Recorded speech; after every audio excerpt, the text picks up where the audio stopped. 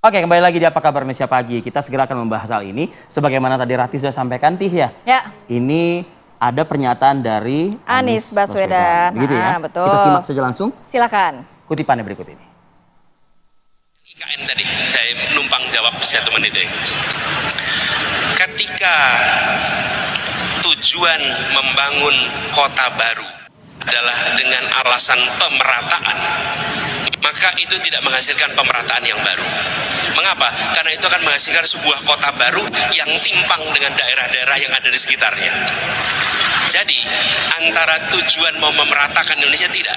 Kalau mau meratakan Indonesia, maka bangun kota kecil menjadi menengah, kota menengah menjadi besar di seluruh wilayah Indonesia. Bukan hanya membangun satu kota di tengah-tengah hutan.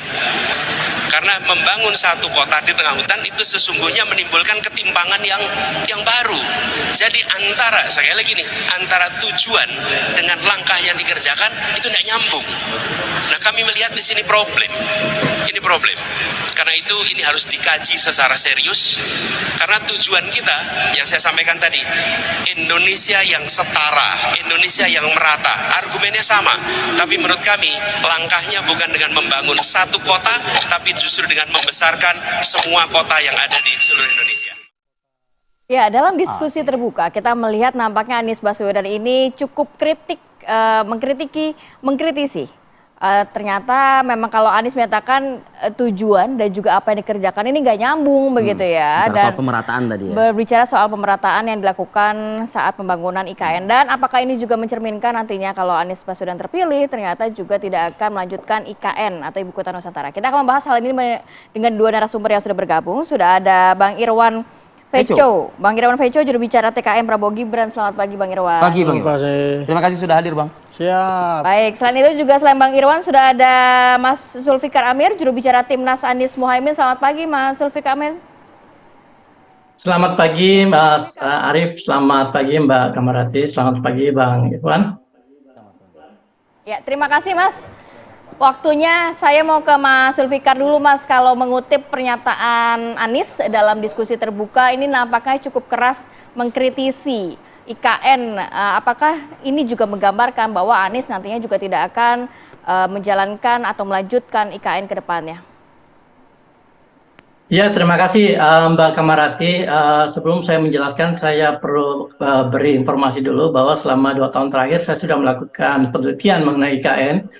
Jadi insya Allah apa yang akan saya katakan ini cukup valid datanya ya. Nah, ketika kita bicara tentang proyek IKN ini sebenarnya secara niat itu sangat baik. Karena selama bertahun-tahun sejak Indonesia merdeka terjadi ketimpangan wilayah antara Pulau Jawa dan luar Pulau Jawa. Dan apa yang ingin dicapai oleh Pak Jokowi sebenarnya itu sangat positif, di mana akan muncul pemerataan pembangunan di seluruh Indonesia. Tetapi sayangnya solusi yang ditawarkan atau solusi yang sedang dikerjakan itu tidak akan menyelesaikan masalah yang sangat fundamental, yaitu the regional disparity atau ketimpangan wilayah di seluruh Indonesia. Kenapa? Karena seluruh sumber daya yang sekarang digunakan oleh pemerintah pusat untuk membangun satu kota itu tidak akan menyulut pertumbuhan ekonomi secara merata di seluruh Indonesia. Dan ini akan hanya menciptakan ketimpangan baru ketika ada ratusan triliun digunakan untuk membangun satu kota yang baru sama sekali, sementara kota-kota lain itu tidak terbangun dengan baik. Jadi kalau saya bisa kasih metafora gini Mbak, jadi misalnya ada seorang bapak punya anak 5 ya, dia ingin melakukan pemerataan, dia punya duit 5 juta, lalu kemudian dia punya anak baru, anak yang ke-6. Nah, seluruh duit yang dia punya 5 juta ini dikasih ke anak yang ke-6. Sehingga yang anak 1, 2, 3, 4, 5 itu tidak dapat. Itu kan berarti tidak ada keadilan di situ. Mesti yang dilakukan adalah dengan memberikan duit ke seluruh anaknya secara merata.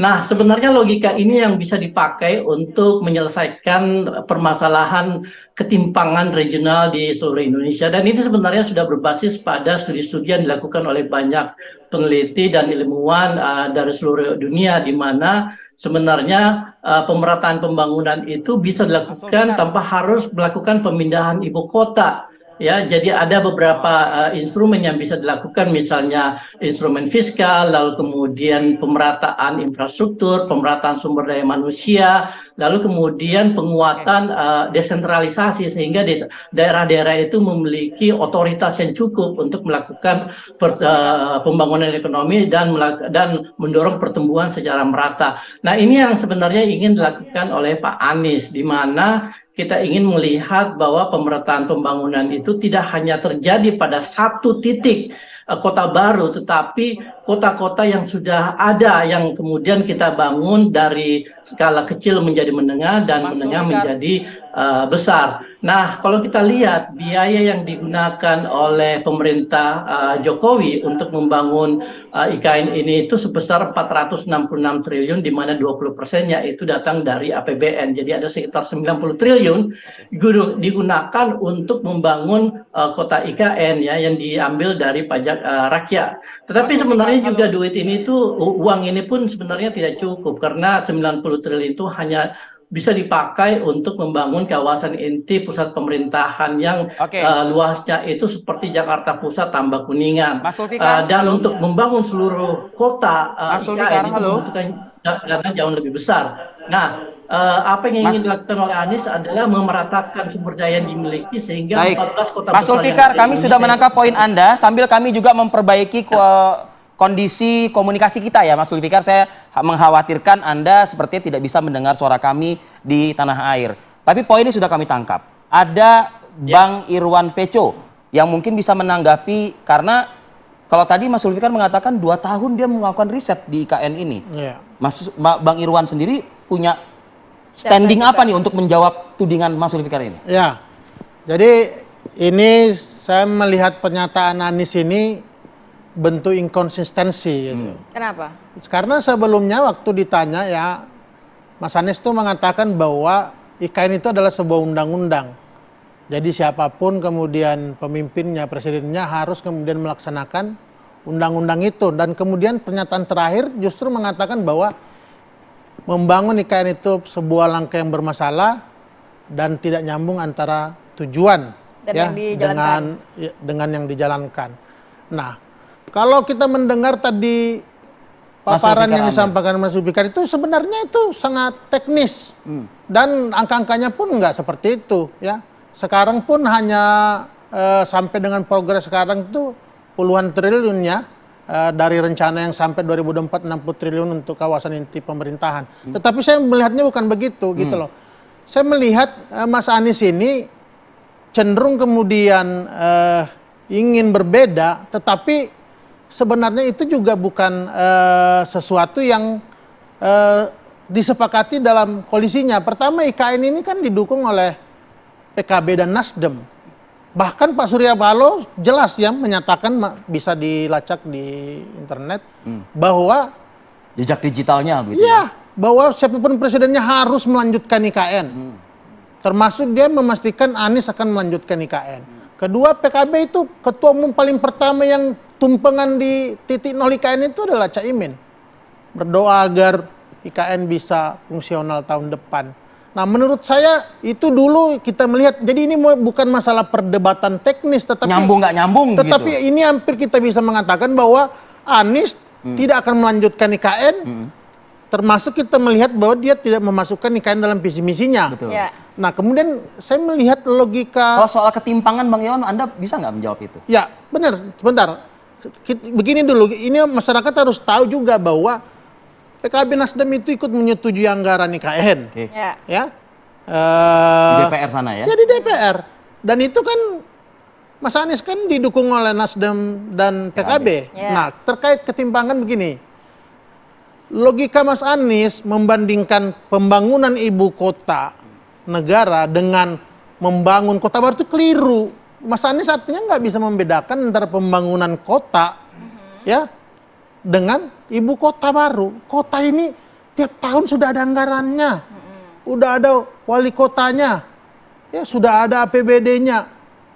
Tanpa kita membangun IKN pun ini pertumbuhannya akan jalan karena memang anggarannya rata-rata terus meningkat tiap tahunnya, baik melalui APBD-nya maupun juga transfer keuangan daerahnya. Ya. Tetapi kalau bicara mengenai itu membangun satu kota baru, enggak. Membangun IKN itu adalah sebuah transformasi ekonomi bangsa. Transformasi pertumbuhan ekonomi, bayangin gitu. Selama ini puluhan tahun kita merdeka, kontribusi pertumbuhan ekonomi Indonesia Timur itu hanya 15% dari pertumbuhan ekonomi nasional. Jadi Mas, Anda juga melihatnya bahwa pernyataan Anies Baswedan menyatakan bahwa seharusnya tidak usah memindahkan kota, tapi membangun kota di level kecil menjadi menengah, menengah menjadi besar, begitu. Ya, Lebih baik seperti itu sangat keliru gitu loh. Karena tanpa sebuah terobosan besar memindahkan IKN, selama ini kota kecil itu juga bertumbuh jadi menengah, kota menengah juga bertumbuh jadi besar karena memang sudah ada masing-masing anggarannya. Saya melihat justru kita memang kemudian kalau melihat ya ketimpangan, ya kalau kita bicara NKRI ini sudah sangat tepat gitu. Bagaimana kemudian pemindahan IKN ini bisa kemudian menggeser pertumbuhan dari semua bidang ya, semua sektor dari barat kemudian lebih ke timur. Jaminan akan hal itu? Jaminan akan hal itu dong. Buktinya kan sudah terlihat sekarang. Ya dengan bergeser IKN begini, dari timur tentu serapan lokal bertumbuh ya, tenaga lokal, tetapi kontribusi provinsi di sekitar IKN juga sangat besar. Meskipun tadi Mas Zulfikar Amin mengatakan saya juga udah riset ini 2 tahun loh. Artinya ya sepertinya ada pro dan kontra soal serapan ini, soal optimalisasi dengan pembangunan ini. Kita lanjutkan lagi nanti. Ya, kita jeda dulu sejenak, kami akan kembali saat lagi. Oke, sebelum kita bergabung dengan Mas Zulfikar Amir, satu hal tadi ada analogi yang disampaikan oleh Mas Zulfikar soal jikalau ada rumah tangga punya anak 5 orang, lalu lahir lagi 1 bayi begitu ya. Nah, anggaran rumah tangga itu secara total difokuskan kepada bayi yang baru lahir ini gitu. Inilah IKN itu katanya begitu. Itu keliru sekali logika seperti itu karena pasca IKN-nya, mulai pembangunannya agak masif itu kan 2022 ya, 2022 ke 2023 ini justru pendapatan daerah ya, baik APBD maupun transfer keuangan daerah meningkat semua. Tidak ada meningkat di mana? Hanya di beberapa kota saja? Semua kabupaten kota itu meningkat termasuk transfer ke daerahnya ya dari APBN ya, apalagi juga termasuk APBN. Jadi keliru kemudian karena ada anggapan ibu kota baru intervensi ini. APBN ya, intervensi APBN ini kan terukur gitu ya. Sekarang baru realisasinya tuh baru 40 triliunan ya. Tidak ada kemudian ketidakadilan itu. Justru sekarang dengan mulai progresnya IKN, maka beberapa provinsi-provinsi di Indonesia Timur justru pertumbuhan juga makin baik. Ya, ada beberapa yang juga misalnya materialnya dari provinsi yang ada di Pulau Sulawesi. Ya. Jadi belum jadi aja pun lagi proses pembangunan sudah terasa begitu ya, pertumbuhan ekonomi di sekitar wilayah IKN ya. Benar sekali. Justru kalau kita bicara keadilan, kita kan pernah dengar Mas Anies bilang kalau melihat peta di di Google, Indonesia Timur tuh gelap gitu dibandingkan loh. Saya pikir inilah sebenarnya salah satu jalannya bagaimana juga percepatan pertumbuhan ekonomi Indonesia Timur agar kontribusi ekonomi yang 15% terhadap pertumbuhan ekonomi nasional itu bisa meningkat. Coba kita Mas Zulfikar tadi ditampik pernyataan Anda dan juga ada satu poin dari Mas Irwan bahwa sebenarnya Nasdem pun dan juga PKB pun juga ini mendukung IKN begitu ya, tidak sejalan dengan Pak Anies. Oke, jadi ada 3 poin. Yang pertama mengenai sikap inkonsistensi yang Bang Irwan tadi bilang ya. Nah, keputusan untuk memindahkan ibu kota ini adalah sebuah keputusan politik, ya kan? Dan itu sudah dilandasi oleh undang-undang yang pembuatannya itu dilakukan dengan sangat cepat dalam waktu 42 hari gitu. Nah, di dalam politik tidak ada yang final gitu ya. Dari mana Bang Irwan sendiri 6 bulan yang lalu kan berada sebagai pendukung Anies, sekarang sebagai pendukung Prabowo. Jadi tidak ada hal yang fix di dalam politik, banyak hal yang bisa berubah gitu. Jadi saya pikir kita nggak perlu mendebatkan itu. Yang kedua mengenai pertumbuhan ekonomi, pemerataan pertumbuhan ekonomi dan dan pemindahan ibu kota. Tidak ada satupun bukti yang ada di seluruh dunia ini, khususnya di negara-negara maju, di mana pemerataan pertumbuhan itu berkorelasi dengan lokasi ibu kota. Ya, salah satu negara yang pernah mau melakukan itu adalah Brazil. Mereka memindahkan ibu kota dari Rio de Janeiro ke Brasilia itu tahun 60-an dengan alasan bahwa mereka ingin memajukan pertumbuhan ekonomi di daerah pedalaman. Tetapi yang terjadi 50 tahun kemudian kondisinya tidak banyak berubah. Ketimpangan regional antara pedalaman dan pesisir itu masih sangat timpang, masih sangat tinggi. Dan ini juga dilakukan oleh banyak negara-negara yang lain. Jadi sebenarnya pemerataan pertumbuhan ekonomi itu tidak berkorelasi dengan dimanapun lokasi ibu kota. Karena ibu kota itu adalah sebuah kota yang berfungsi sebagai tempat terjadinya aktivitas administratif dari pemerintah pusat. Dia tidak menghasilkan pertumbuhan ekonomi yang begitu masif karena yang melakukan itu adalah sektor-sektor ekonomi yang lain, dan ini bisa kita lihat dengan peran Jakarta. Jakarta itu ada dua fungsi, memegang dua fungsi ibu kota, pusat pemerintahan, dan fungsi pusat pertumbuhan ekonomi.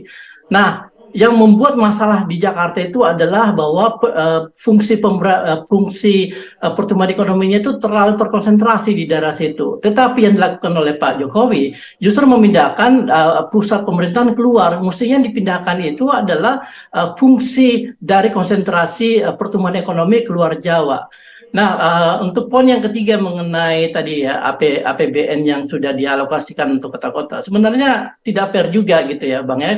Kalau misalnya kita lihat kota-kota kecil, banyak kota-kota kecil dan kota-kota menengah di Indonesia itu memiliki APBD yang sangat-sangat terbatas. Misalnya Makassar, APBD-nya itu cuma 4 triliun. Lalu kemudian Medan mungkin sedikit lebih di atas, tetapi semua rata-rata itu di bawah 10 triliun, dan mereka tidak punya budget yang cukup untuk membangun infrastruktur. Beda kalau misalnya di Solo ya, Solo kan kota yang spesial ya, jadi mungkin infrastrukturnya jauh lebih baik ya. Nah, apa yang ingin dilakukan oleh Pak Anies basically adalah menggunakan sumber daya yang sudah dihabiskan untuk membangun IKN untuk membantu kota-kota di dalam membangun infrastruktur dasar mereka gitu. Jadi ada 4 hal yang mendasar yang selama ini masih menjadi masalah epidemik di banyak kota di Indonesia. Masalah transportasi publik pertama, lalu kemudian masalah penyediaan air, lalu kemudian ketiga masalah ruang publik, dan keempat adalah masalah perumahan. Nah, sumber daya yang dipakai untuk membangun ibu kota Nusantara ini sebenarnya bisa dipakai dengan mendistribusikan biaya ini atau budget ini ke seluruh kota, sehingga kota-kota itu memiliki kesempatan untuk mendapatkan infrastruktur yang layak, dan karena itu kemudian orang-orang yang tinggal di sana itu merasa lebih nyaman, dan ini akan disinkronisasi dengan program reindustrialisasi yang sudah dicanangkan oleh Pak Anies Baswedan di dalam visi misi Amin, di mana kita akan mendorong penguatan sektor industri manufaktur yang menghasilkan lapangan kerja untuk jutaan rakyat Indonesia di berbagai kota yang ada di Indonesia. Jadi reurbanisasi atau pembangunan kota-kota yang sudah ada itu akan disinkronkan dengan reindustrialisasi, sehingga pertumbuhan ekonomi itu muncul dengan serentak, tidak dilakukan hanya dalam satu titik. Ya. Tapi Baik. pemerataannya yang mungkin dioptimalisasikan. Gitu. Ya, Mas Irwan, tanggapannya. Ya, itu saya bilang sia-sia. Karena diskusi seperti ini ya seharusnya... Ini sia-sianya maksudnya gimana nih? Ya, ini undang-undang IKN sudah diterbitkan, termasuk oleh Nasdem dan PKB. Sudah ada anggarannya, sudah mulai dibangun. Kemudian kita mau mundur 5 tahun ke belakang diskusi apakah perlu atau tidaknya IKN. Ya. Jadi menurut saya ini kita jangan melihat kemudian perdebatannya pada teknis, harus melihat bahwa Mas Anies sebagai calon presiden memang tidak akan melanjutkan IKN. Tapi ada solusi yang diberikan juga. Iya. Solusi-solusi yang diberikan. Solusi yang disampaikan tadi akan membangun, mendistribusikan anggaran ke kota-kota, itu sebenarnya selama ini saya katakan tadi nggak ada IKN pun. Distribusi anggarannya, pertama kan APBD itu kan baik kabupaten maupun kota itu mereka berasal dari PAD-nya, kemudian dana bagi hasilnya, termasuk juga transfer keuangan dari pusat ya, yang APBN tadi melalui dana alokasi umum, dana alokasi khusus, itu terus meningkat tiap tahunnya. Tapi kenapa ada mention tadi Makassar, Medan yang disebutkan oleh Mas Zulfikar tadi masih jauh begitu, berbeda begitu. Ya, artinya itu bukan karena IKN. Ya, bukan karena IKN kemudian mereka misalnya masih Bukannya jauh. dikurangi anggaran-anggaran Tidak ada, ini. buktinya kan meningkat tiap tahunnya. Sebagaimana tadi analoginya, anak ke-6 lahir, fokusnya ke sana begitu loh. Iya, artinya itu analoginya keliru. Karena buktinya anaknya ini tidak stunting. Justru anggaran untuk anaknya ini terus meningkat tiap tahunnya walaupun ada IKN gitu. Mulai dari anak pertama sampai anak kelima Iya. gitu ya. Kalau permasalahan kota dan lain-lainnya itu sebenarnya mungkin hal-hal sektor lain, misalnya hilirisasi industri dan lain-lainnya, itu mungkin bisa meningkatkan pembangunan kota itu lebih besar lagi. Tapi jangan kemudian membandingkan pembangunan kota-kota dengan pembangunan ibu kota baru. Itu sebuah keliru, karena membangun IKN itu kan sebuah transformasi ekonomi, yang dikhawatirkan, transformasi peradaban. Ya, yang dikhawatirkan nantinya kejadian seperti di Brazil, memindahkan ibu kota ternyata tidak akan berpengaruh signifikan juga. Iya, ini kan orang-orang yang pesimis ya. Orang-orang, makanya saya melihat Mas Pesimis Anies, tapi mereka meneliti dan berhitung di situ. memangnya IKN ini dibangun tanpa penelitian, tanpa hitungan. Justru saya melihat ya Mas Anies ini memposisikan kemudian menjadi antitesa pemerintah, berbeda dengan pemerintah, tapi nggak melihat bahwa koalisinya itu didukung oleh pendukung pemerintah yang termasuk masih di koalisi sekarang. Justru kemudian kalau sikap seperti ini terus dipertahankan, ini bahaya, kita nggak bisa keluar dari jebakan middle income trap nih. Baik, sekarang gini, saya ke Mas Zulfikar gini. Kalau Anda menganalogikan ada misalnya 6 orang anak saat ini, di mana anak yang ke-6 ini menjadi fokus gitu ya pendanaan dari rumah tangganya begitu. Pertanyaannya, sudahlah difokuskan untuk anak ke-6 ini, tapi anak ke-6 ini tidak dilanjutkan, tidak disekolahkan, tidak dimanusiakan. Bukan sudah dananya mubazir begitu ya, sudah keluar cukup banyak untuk tanggapan Anda singkat, Mas Zulfikar. Jadi yang kita jadikan fokus perhatian di sini adalah dampak dari proyek IKN ini 5, 10, 20 tahun ke depan, dan itu harus kita hitung dengan cermat.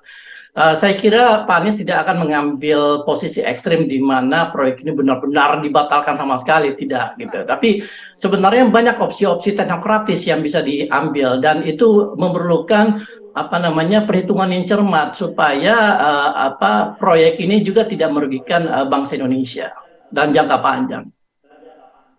Oke, tapi kenapa tidak sekalian dimasukin saja dalam visi dan misi Pak Anies dan Muhaimin? Gimana Mas? Coba.